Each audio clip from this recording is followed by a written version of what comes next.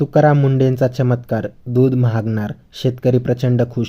गुजरातला म्हशी खरेदी करण्यासाठी रांगा लागल्या. तुकाराम मुंढे सारखे अजून 10-15 अधिकारी काम करू लागले तर भ्रष्टाचारी लोक, नेते ढुंगणाला पाय लावून पळतील. श्री तुकाराम मुंढे यांचा आदर्श मुख्यमंत्री फडणवीसांनी घ्यावा, म्हणजे असं शिव्या देण्याची वेळ येणार नाही. यावर्षी पांडुरंगाच्या महापूजेचा मान देवेंद्र फडणवीस ऐवजी जनतेसाठी काम करणाऱ्या IAS ऑफिसर तुकाराम मुंढे साहेब यांना सपत्नीक मिळावा.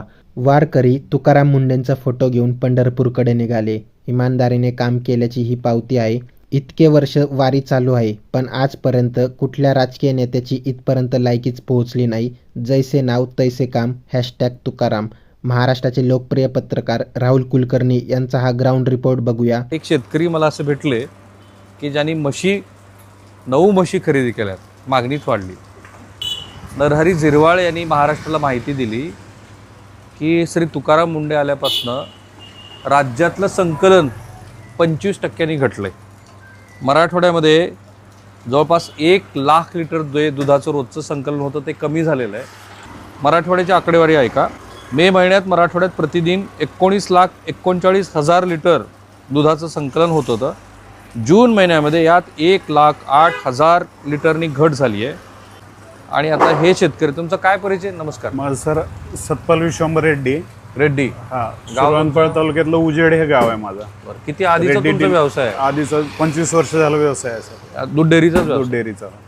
आणि 25 वर्षामध्ये हळूहळू वाढवलं सर? हळूहळू वाढवलं. सुरुवातीला किती म्हशी होत्या? 5 म्हशीपासून सुरुवात केली.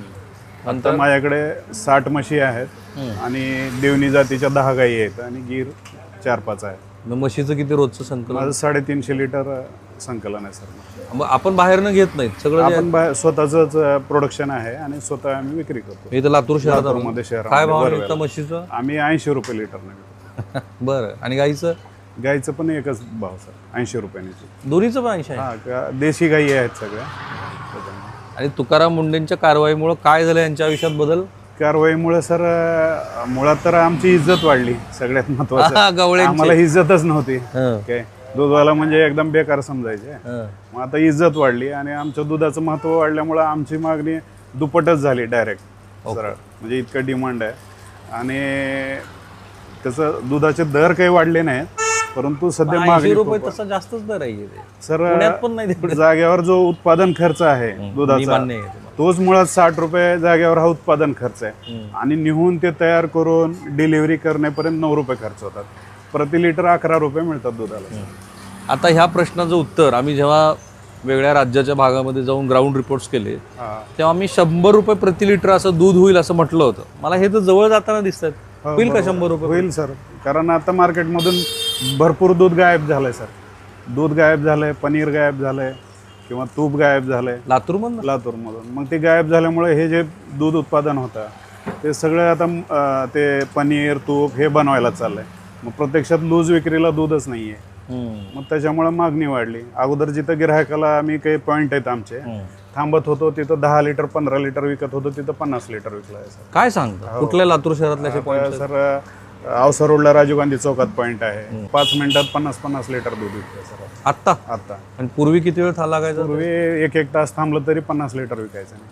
आता अगोदर आम्ही गिरायकाची वाट बघायचो, होता तर गिरायक आमची वाट बघतो. मी नेहमी म्हणतो की कुठलाही व्यक्ती परफेक्ट नाहीये ना. मी आहे ना, तुम्ही पाहणारे आहेत ना, हे आहेत.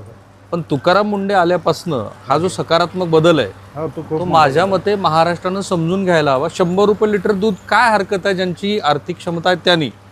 बाकीच्यांच्याबद्दल आपण वेगळा विचार करू शकतो, पण ते सांगतायत की तासभर लागायचे, आता ते 5 मिनिटात संपत. 5 मिनिटात संपत. लोक काय रांगा लावून वगैरे अगोदरच येऊन थांबतात सगळे. जाऊन थांबलं की झालं, फक्त पटपट देऊन मोकळं. ते 80 रुपये लिटरनी दूध घेणारे कोण लोक आहेत? सर्वसामान्य मिडल क्लास शिक्षक आहेत, सगळेच घेतात सर. पण आता ते काय विचारतात? भेसळबद्दल काही विचारत नाही? आता त्यांना अगोदरच म्हणजे बऱ्यापैकी माहिती आहे की क्वालिटी काय आहे. म्हणजे ग्राहक तसं खूप हुशार असतो सर. त्यांना घरी नेऊन तापवलं की लगेच कळतं की ह्याच्यामध्ये काय आहे काय नाही. मग त्याच्यानंतर त्यांना आता फरक लक्षात आला की कोण कसं आहे, भेसळ किती आहे आणि काय नाही. मग भेसळ गायब झाल्यामुळं त्यांचा अवेअरनेस वाढला सर. हे आता आपल्या माध्यमातून म्हणा, या सगळ्या सोशल मीडियाच्या माध्यमातून हे ऍड होते आणि नेमकं काय काय मिसळलं, कुठं भेसळयुक्त धरलंय हे माहिती होत आहे. आणि आरोग्याशी निगडीत आहे दूध म्हणजे डायरेक्ट. कोण घरात म्हाताऱ्या माणसाला घेतंय, बारक्या लेकराला घेतंय, प्रेग्नेंट बाईला घेतंय, कोणाला ॲथलीट करायचं आहे घरी त्याच्यासाठी घेतंय. मग ती तिथं विचार करत नाहीत सर. अगोदर कसं होतं, सहज उपलब्ध होऊ तर चला काय आहे काय की फरक असं म्हणून घ्यायचं. आणि रेड्डींच्या जीवनात सगळ्यात मोठा बदल म्हणजे आता त्यांनी किती गाई म्हशी घेतल्या विकत? आत्ता 9 घेतले, वाढवलं सर. अजून ती 9 आणून पण मागणी इतकी आहे की मला अजून आणावं लागणार. 9 दुधाळ घेतल्या दुधाळ चालू घेतले. होत्या म्हशी का गाभण घेतल्या? नाही, दुधाळ घेतले सर. एका प्रवास करून म्हशीची गाभण. किंमत किती? आता सर म्हशीची किमती अशा झाल्यात की 1.5 लाख रुपये किंमत झाली सर. 50,000नी किमती वाढलेत. मुंडे साहेबाचं तिकडं पण हरियाणा, गुजरात, राजस्थान तिकडं पण इफेक्ट झाला सर. क्या बात आणि आहे. त्यांचा व्यवसाय असा आहे, मी ज्या व्यापाऱ्याकडे जातो दर आठवड्याला त्याच्याकडे एक गाडी म्हणजे 9 म्हशीची एक गाडी विक्री व्हायची. आता? कधी तर 2 गाड्या सीझनमध्ये. आता रोज एक गाडी भरायला सर. आणि ते काय महाराष्ट्रात येते काय? सगळे महाराष्ट्राचेच गिरायक आहे. हा असतो इम्पॅक्ट, ज्याला खूप मोठा बदल अर्थशास्त्रीय भाषेमध्ये स्पिल ओव्हर इफेक्ट म्हणतात. झाला. हो, एक म्हैस कडून आणली तुम्ही मग? साधारणतः 1.5 लाख रुपयाला बसते एक सर. कुठून हा. कुठून आणल्या मग? आता आम्ही थराद म्हणून गुजरातमध्ये एकदम पाकिस्तान बॉर्डरला पालनपूर जिल्ह्यामध्ये आहे. हा. वाव थराद म्हणून नवीन जिल्हा झालाय सर. तिथून आणल्या. हा. किती दिवसापूर्वी आणल्या? 5वा दिवस आहे सर. आजचा 5वा दिवस. हा. तर आता गिराईक एकदम सगळं महाराष्ट्राचंच आहे. असं एक गिरायकाची पिशवी उचलली की दुसरं टेकताय अशी परिस्थिती आहे सर.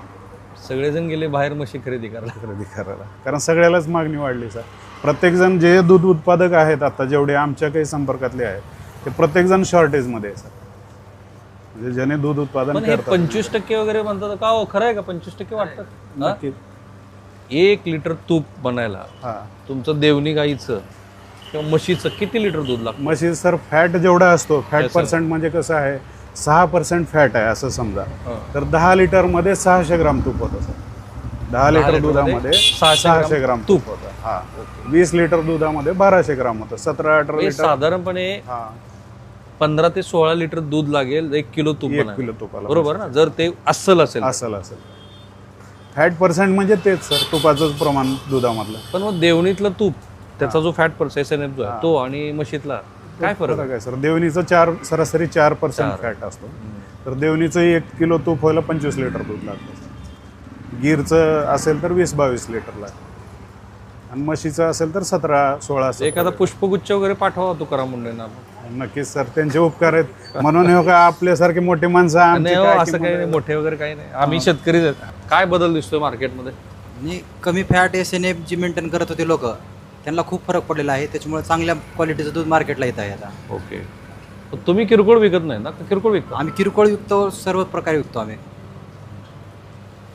हे मुंडे यायच्या आधीची किरकोळ विक्रीने आता काय फरक पडला? फरक पडला. 500 ते 1000 लिटरनं दूध वाढलंय साहेब आमचं आता. तुमचं? हो, आमचं.